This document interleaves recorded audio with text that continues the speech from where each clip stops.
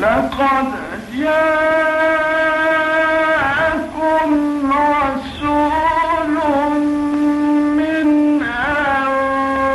أنفسكم عزيز عليه ما عنتم حريص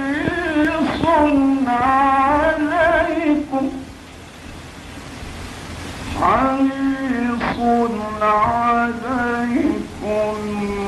بالمؤمنين